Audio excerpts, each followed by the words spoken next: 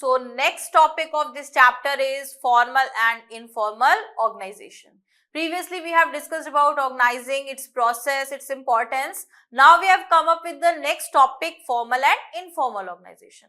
क्या होता है फॉर्मल और इनफॉर्मल ऑर्गेनाइजेशन है? आपने बोला प्रोसेस में देखा आपने कि पूरा स्ट्रक्चर बनाते हैं, डिवाइड करते हैं, एक्टिविटीज को आइडेंटिफाई करते हैं, ड्यूटीज भी देते हैं, प्रॉपर रिलेशनशिप भी एस्टेब्लिश होता है among the superior and subordinate. तो ये फॉर्मल इनफॉर्मल कैसे आ जाता है? देखिए, जैसे अगर आप अपनी रियल लाइफ से भी कंपैरिजन करते हैं, आप स्कूल में जाते हो या अगर आप किसी और भी ऑर्गेनाइजेशन में ऑब्जर्व करते हो कि टीचर है, स्टूडेंट है, मैनेजर्स हैं, एचओडीज हैं, स्टूडेंट्स हैं, टीचर्स हैं, सब एक अलग अलग लेवल पे वर्क कर रहे हैं. ठीक है, तो जो स्टूडेंट और टीचर का रिलेशन है दैट इज फॉर्मल. कि आप क्लास में जाते हैं, टीचर आपके सुपीरियर्स है, वो आपको पढ़ा रहे हैं, समझा रहे हैं, ऑर्डर्स दे रहे हैं, यू हैव टू फॉलो. वही चीज टीचर्स के साथ भी होती है कि they have HODs, they have principal जो उनके अबव वर्क कर रहे हैं. ठीक है, और टीचर्स को भी उनकी गाइडलाइंस, रूल्स, रेगुलेशंस को फॉलो करना पड़ता है जैसा हमारे स्कूल के एचओडीज बोलते हैं. ठीक है, तो उस बेस पे हम क्या कह सकते हैं कि जिस तरीके से वहां पर एक रिलेशनशिप फॉर्म हुआ था दैट इज फॉर्मल. वो रिलेशनशिप फॉर्मल है, वो किसी ने सोच समझ के प्लान आउट किया है, रूल्स बनाए हैं उन्हें फॉलो करने के लिए. ठीक है, अगर हम कहते हैं कि out of this formal relationship, जिस तरीके से प्रिंसिपल, एचओडीज और टीचर के बीच में था या एक टीचर और स्टूडेंट के बीच में था, हम कहते हैं कि कुछ पर्सनल रिलेशन बन जाते हैं, हम इमोशनली अटैच हो जाते हैं किसी के साथ. तो वो जो पर्सनल और इमोशनल रिलेशन होता है दैट इज इनफॉर्मल, जो हमने सोच समझ के नहीं बनाया, वो डेलिबरेटली फॉर्म नहीं किया था. उसी तरीके से ऑर्गेनाइजेशन में फॉर्मल और इनफॉर्मल की जब बात होती है तो फॉर्मल स्ट्रक्चर वो होता है जहां पर सुपीरियर सबऑर्डिनेट का रिलेशन हम पहले से ही प्लान आउट करते हैं, वो क्रिएट करते हैं कि ये काम ऐसे होगा, कौन किसको रिपोर्ट करेगा.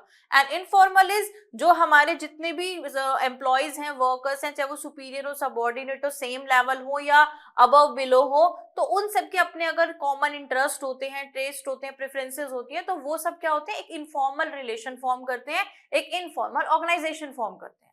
ठीक है, तो यहाँ पर हमने मेंशन किया कि फॉर्मल और इनफॉर्मल क्या होते हैं. जैसा भी आपको एक्सप्लेन किया कि formal is that is form deliberately, सोच समझ के क्रिएट किया जाता है, एंड इनफॉर्मल जहां पर इंटरपर्सनल रिलेशन फॉर्म होते हैं, इमोशनली लोग अटैच होते हैं, कॉमन इंटरेस्ट शेयर करते हैं. So this was just the introduction of formal and informal. We will discuss in detail about first formal and then informal. इसकी पूरी डिटेल डिस्कस करेंगे कि फॉर्मल क्या फीचर्स होते हैं, क्यों ये इंपॉर्टेंट है, इसमें कुछ ड्रॉबैक्स भी हैं या नहीं है. देखिए, कोई भी चीज बिल्कुल परफेक्ट नहीं होती, उसी तरीके से हमारे कोई भी टॉपिक, कोई भी पार्ट, कोई भी एक्टिविटी बिना प्रॉब्लम्स के नहीं आती, वो यहां पर भी आएंगी. ठीक है, तो let's start with first one, formal organisation. इसके फीचर्स, ये कैसा होता है, कैसे वर्क करता है. We have different features of this formal organisation की ये कैसे डिफाइन करता है रिलेशनशिप्स को, किस तरीके से वर्क अलॉट किया जाता है, किस तरीके से वर्क डिवाइड किया जाता है. फॉर्मल में हम सब कुछ प्लान करते हैं. This we will discuss one by one. First feature of formal organisation, it has defined inter relationship. अभी आपको बताया कि यहाँ जो फॉर्मल में रिलेशनशिप फॉर्म होते हैं ये क्या होते हैं, प्री डिफाइंड होते हैं. यहाँ पर पहले ही पता होता है कि कौन किसका सुपीरियर होगा, कौन किसका सबऑर्डिनेट होगा, कौन किसको ऑर्डर देगा, कौन किसको रिपोर्ट करेगा. अंडरस्टूड. यहाँ पर अरेंजमेंट्स ऑलरेडी किए जाते हैं और जो रिलेशनशिप है वो पहले ही क्लियरली डिफाइंड होता है. सबको पता होता है कि किसकी क्या अथॉरिटी है, क्या रिस्पॉन्सिबिलिटी है. यहाँ पर अपनी मर्जी से आप कुछ नहीं कर सकते. ठीक है, this was the first feature. Second point, it is based on rules and regulations. जब हम प्लान आउट करते हैं, जब हम स्ट्रक्चर बनाते हैं, लोगों को अपॉइंट करते हैं कि कौन क्या करेगा, तो उनको उनके रूल्स रेगुलेशंस भी फॉलो करने पड़ते हैं. आप अपने इंटरेस्ट या अपनी मर्जी से ये चीजें नहीं कर सकते, ये एक्टिविटीज आप अपने इंटरेस्ट के अकॉर्डिंग परफॉर्म नहीं कर सकते. तो यहाँ पर बहुत जरूरी हो जाता है कि हम सारे जो भी अपनी प्री डिटरमाइंड रूल्स और रेगुलेशंस हैं उन्हें ऑब्जर्व करें फॉर्मल ऑर्गेनाइजेशन में, उन्हें फ्रेम करें और अपनी अगर हमने जो प्लानिंग की है, जो ऑब्जेक्टिव सेट किए उसे अचीव करना है तो इन्हें फॉलो करना पड़ेगा. ठीक है, ये रूल्स रेगुलेशंस हमें अपने ऑब्जेक्टिव की तरफ लेके जाएंगे in a formal way, in a proper way. Next क्या आता है, it is based on division of work. देखिए हमने ये पहले भी डिस्कस किया कि ऑर्गेनाइजिंग में क्या होता है कि सबसे पहले हम काम को डिवाइड करते हैं, वो एक फॉर्मल वे है, वो सही तरीका है। आप घर में क्या करते हैं, कुछ ऐसा आप डिवीजन नहीं करते कि भाई हाँ ये फिक्स है कि ये काम यही करेगा, ये काम वो करेगा, कोई रूल्स रेगुलेशंस है जो आपने फॉलो करने हैं। घर पे जब आप डिफरेंट टास्क करते हो तो वो आप इनफॉर्मल वे में करते हो, आप किसी की हेल्प भी करते हो, मदर की, फादर की, ग्रैंड पेरेंट्स की, अपने सिबलिंग्स की, चाहे वो छोटे हैं या बड़े हैं। आप ये नहीं सोचते कि ये मेरे से छोटा है या बड़ा है, आप वहां पे रिलेशनशिप नहीं फॉर्म करते कि मुझे इसको जवाब देना या नहीं देना। आप अब आउट ऑफ योर क्यूरियोसिटी और योर इंटरेस्ट, योर थिंकिंग, आप उनकी हेल्प करते हो। आपका मन है तो करोगे, नहीं है तो नहीं करोगे। बट यहाँ पर जब हम फॉर्मल ऑर्गेनाइजेशन की बात करते हैं, यहाँ पर सबसे पहले काम को डिवाइड किया जाता है। और फॉर्मल ऑर्गेनाइजेशन तभी फॉर्म होता है, उसका बेस क्या होता है, डिवीजन ऑफ वर्क। क्योंकि हमने काम को डिवाइड कर दिया डिफरेंट डिपार्टमेंट में, तो उन लोगों के बीच में जो डिफरेंट पोस्ट में डिफरेंट वर्क्स पे अपना परफॉर्मेंस दे रहे हैं, अपनी एक्टिविटीज प्लान आउट कर रहे हैं, वो एक दूसरे के लिए अकाउंटेबल हैं और रिस्पॉन्सिबल भी हैं। ठीक है, next fourth one is it is deliberately created. Deliberately created का मतलब ये कि सोच समझ के क्रिएट करना, अपने आप फॉर्म नहीं करता।